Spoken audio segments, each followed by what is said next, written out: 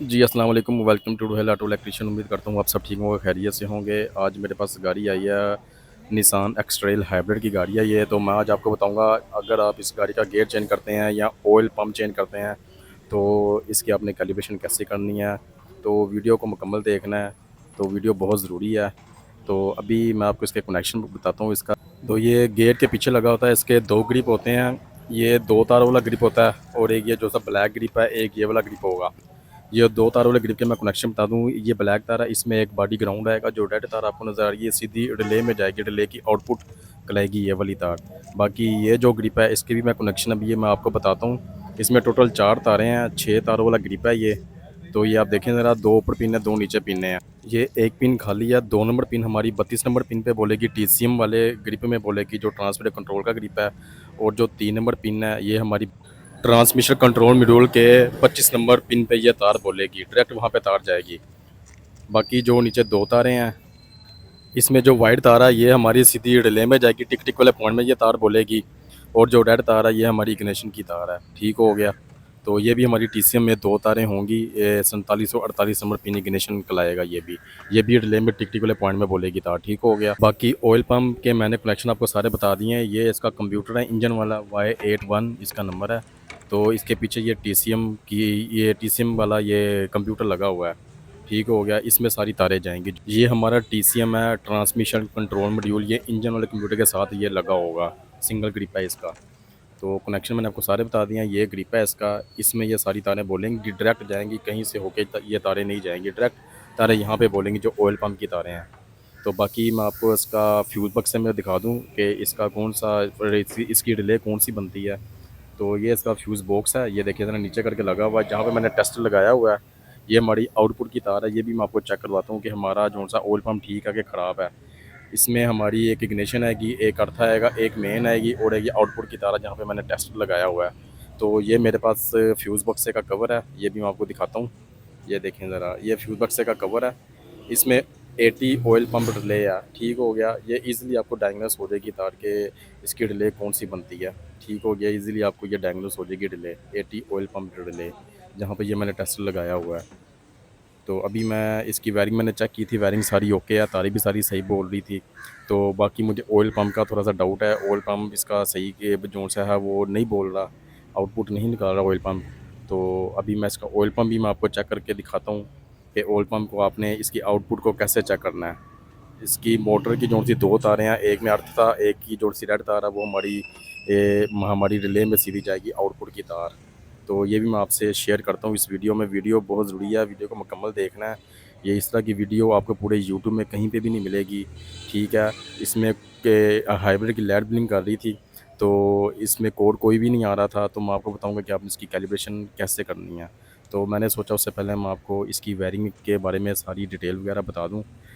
तो आपने इसकी वायरिंग कैसे चेक करनी है। अच्छा जी, इस ऑयल पंप को चेक करने के लिए, मतलब कि इसकी वायरिंग को चेक करने के लिए 2 टेस्टर आपके पास होने चाहिए। एक टेस्टर को आपने अर्थ लगा देना है, वो अपने रिले पे लगानी है तार। एक टेस्टर को आपने करंट पे लगाना है। ये देखें ज़रा, ये सीरीज़ बोल रही है। एक टेस्टर मैंने करंट पे लगाया हुआ है, एक टेस्टर मैंने अर्थ पे लगाया हुआ है। ये देखें ज़रा, तार इसकी बिल्कुल सही यहाँ पे बोल रही है। इस तरह आप इसकी जो सी कंटिन्यूटी है ऐसे भी चेक कर सकते हैं, मीटर के साथ भी आप चेक कर सकते हैं। तो अभी मैं इसका इस जो सा ऑयल पंप है वो ख़राब है, अभी मैं इसे खोलता हूँ। ये देखिए फ्रेंड, ये इसका ऑयल पंप है।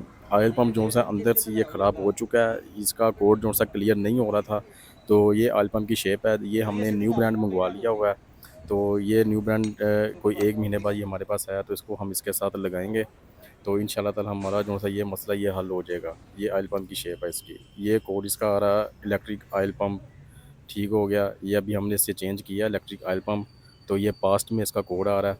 तो ये कोड आपको हाइब्रिड में ये नज़र आएगा, इसका ट्रांसमिशन में कोड नहीं आएगा। आप ये हाइब्रिड की लाइट देख सकते हैं, ये स्टिल है। जैसे ही मैं इसे क्लियर करूँगा ये लाइट ब्लिंक करना शुरू हो जाएगी और कोड किसी भी किस्म का कोई भी नहीं आएगा। अभी ये देखें ज़रा, मैंने इसे क्लियर किया, नो डीटीसी फाउंड, ओके मैंने किया, कोई कोड नहीं है। तो अभी मैंने इग्निशन स्विच ऑफ किया है। अभी मैं इसे ऑन करूँगा, ये गाड़ी मैंने स्टार्ट की। ठीक हो गया। और अभी मैं आपको बताता हूँ ज़रा, ये देखें ज़रा, ये इसकी जो सी हाइब्रिड की लाइट है ये ब्लिंक करना शुरू हो गई है। जैसे ही कोड क्लियर मैंने किया, हाइब्रिड की लाइट ब्लिंक करना शुरू हो गई है। कोड आप देख सकते हैं, किसी भी किस्म का कोई कोड किसी भी चीज़ में नहीं आ रहा, ना इंजन में, ना ट्रांसमिशन में आ रहा है, ना हाइब्रिड में आ रहा है, किसी भी चीज़ में कोई कोड नहीं आ रहा। तो अब आपने इसकी कैलिब्रेशन कैसे करनी है? अच्छा, इसकी टोटल 3 कैलिब्रेशंस होती हैं जो आपने करनी है स्टेप बाय स्टेप।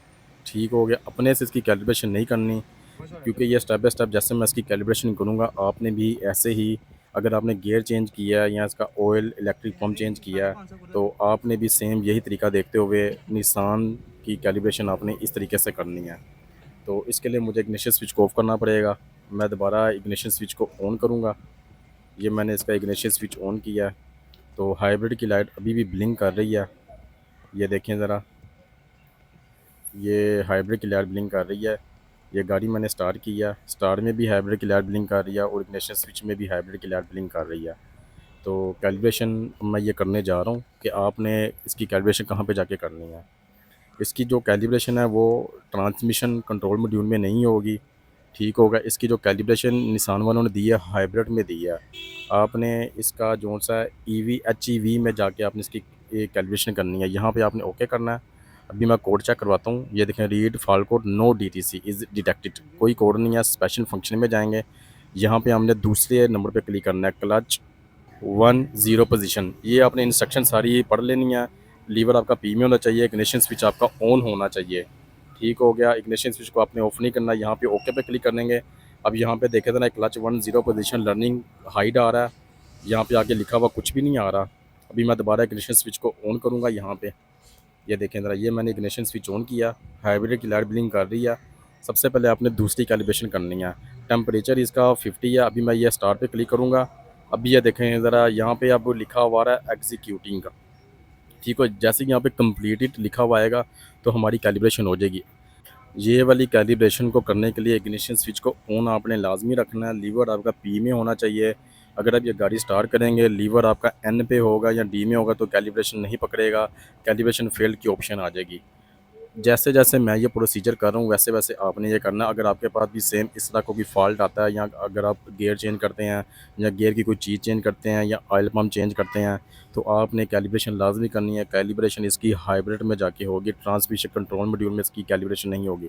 अभी देखें ना, नीचे बैक को स्टार्ट का बटन आ रहा है, आपने स्टार्ट के बटन पर क्लिक नहीं करना, क्योंकि हमने पहले ही स्टार्ट के बटन पर क्लिक कर दिया होगा। ऊपर ये एग्जीक्यूटिंग लिखा हुआ आ रहा है, तो यहाँ पे थोड़ा सा टाइम लगेगा। मैं वीडियो को काट काट के आपको मैं दिखाऊंगा, क्योंकि अगर मैं ये ऐसी वीडियो बनाना शुरू कर दी तो वीडियो जो सी है 1.5-2 घंटे की बन जाएगी।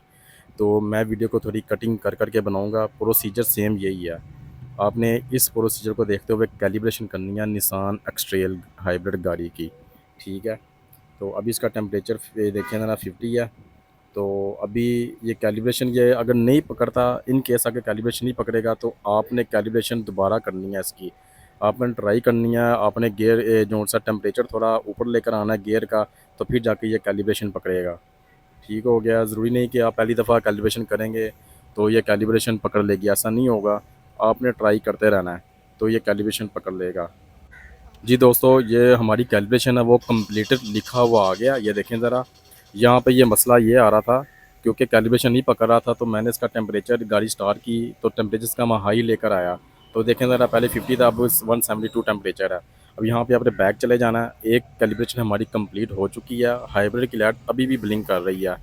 ठीक हो गया, अभी मैं इग्निशन स्विच को ऑफ करूँगा, देन दोबारा इसे ऑन करूँगा इग्निशन स्विच को, तो हाइब्रिड की लाइट अभी भी ब्लिंक कर रही है। अभी आपने कौन सी कैलिब्रेशन करनी है? अभी आपने पहली कैलिब्रेशन करनी है, जी सेंसर कैलिब्रेशन। ये फ़ौरन मौके पे कैलिब्रेशन हो जाएगी। ये देखें ज़रा, मैंने स्टार्ट पे क्लिक किया, यहाँ पे एग्जीक्यूटिंग आ रहा था, कंप्लीटेड लिखा हुआ आ गया। ये कैलिब्रेशन मौके पे हो जाएगी। ये देखें ज़रा, कैलिब्रेशन हमारी ये भी कंप्लीट हो गया। जो मेन कैलिब्रेशन है वो हमारी एंड वाली है, जिसमें कम से कम 1 से 1.5 घंटा या 2 घंटे भी लग सकते हैं। ये देखें ज़रा, हमारी 2 कैलिब्रेशनें भी हो गई हैं। अब तीसरी और आखिरी कैलिब्रेशन है, जो कि आपने बड़े गौर से देखनी है, समझने वाली कैलिब्रेशन तीसरी है। ठीक है, 2 कैलिब्रेशन हमारी इजीली कंप्लीट हो गई। अभी देखिए CL1, तीसरी कैलिब्रेशन करूँगा CL1 ब्रेक। ठीक होगा, मैंने स्टार्ट पे क्लिक किया। अभी देखिए यहाँ पे लिखा हुआ है कांट बी टेस्टेड, नहीं हो सकता। क्यों नहीं हो रहा ये मैं आपको बताता हूँ। इसकी वजह ये है, जो हमारा गियर का टेम्परेचर है वो कम था। अभी मैंने जो सा गेयर का टेम्परेचर है रेस दे के मैंने ये फ्लड टेम्परेचर जो सा 63 पे लेकर आया हूँ। इसका जो टेम्परेचर है 60 होगा तो ये कैलिब्रेशन होगी। अगर ये टेम्परेचर 60 से कम हो तो ये कैलिब्रेशन कभी भी नहीं पकड़ेगा, तो ये बार बार आपको एरर देता रहेगा। तो मैं भी इसमें काफ़ी खपा हूँ जिसकी वजह से कैलिब्रेशन नहीं हुई। तो अभी देखें ना, मैं तीसरी कैलिब्रेशन दोबारा करने लगा हूँ। अभी मैंने ओके पे क्लिक किया, फिर स्टार पे क्लिक करूँगा। अभी देखें इसने कैलिब्रेशन हमारी पकड़ लिया। CL1 brake in function commanding progress, ये कमांडिंग प्रोग्रेस में चले गई है। अभी आपने स्टार पे क्लिक नहीं करना, क्योंकि आपने स्टार पे क्लिक कर दिया हुआ है। यहाँ पे आपने वेट करना है, 1 से 2 घंटे लग सकते हैं इसमें। जी हाँ, 1 से 2 घंटे। अभी गाड़ी इसके लिए आपको स्टार्ट रखना लाजमी है। ठीक है, अभी जनरेटर की लाइट भी ब्लिंक कर रही है और हाइब्रिड वाली लाइट भी ब्लिंक करेगी इसमें। ये दोनों लाइटें ब्लिंक करेगी। जौन सी रेस हमारी ऊपर नीचे भी होगी, हाइब्रिड से इंजन में, इंजन से हाइब्रिड में ये कन्वर्ट होती जाएगी गाड़ी। तो मैंने ये जौन सी वीडियो है ये शॉर्ट शॉर्ट करके बनाई है, क्योंकि वीडियो को लंबा अगर मैं करूँगा तो वो कम से कम 2 घंटे की वीडियो चले जाएगी।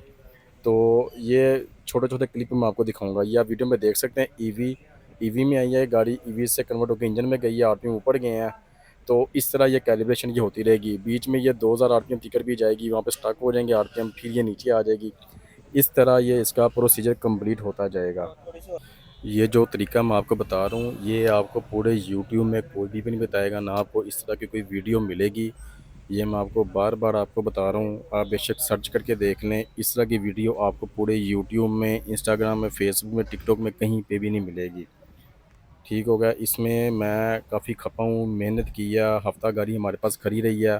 तो फिर जाके ज़हन लड़ाया, तो फिर जाके ये कैलिब्रेशन जोन सी है हमने इसकी स्टार्ट की है। तो मैंने फिर सोचा कि ये कैलिब्रेशन का तरीका मैं आप भाइयों के साथ शेयर करूं, ताकि आपको भी ये पता चले कि निसान एक्सट्रेल हाइब्रिड की कैलिब्रेशन कैसी होती है। जो निसान एक्सट्रेल हाइब्रिड के स्पेशलिस्ट हैं वो तो ज़ाहिरी बात है वो तो कर लेंगे कैलिब्रेशन। मैं ये नहीं कह रहा कि नहीं कर सकते, वो कर सकते हैं।